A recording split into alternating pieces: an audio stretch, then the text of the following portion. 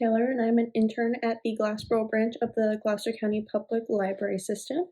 And today I'm going to show you guys how to make a super simple STEM project, and it's called Apple Volcanoes. So all you're going to need is anything that you might actually have at your house. If not, you can get it at the dollar store, but you'll need baking soda, vinegar. If it's easier for you, you can have some measuring spoons, and then if you want the bubbles that are going to come out to be colored, you can use food coloring. So super simple.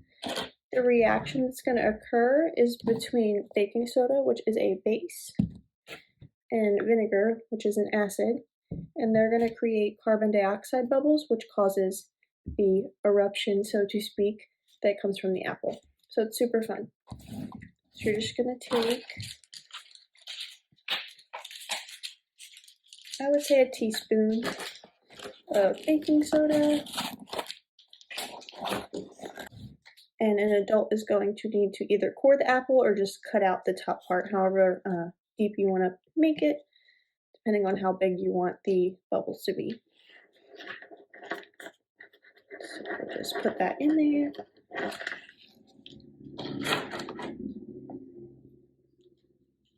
Get your food coloring ready. I'm using blue.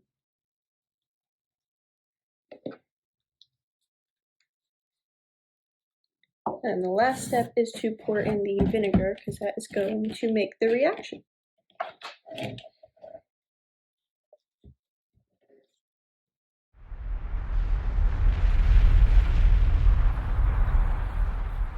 Super fun, super easy. And if you have enough apples, you can do it a couple times and change up the color if you want.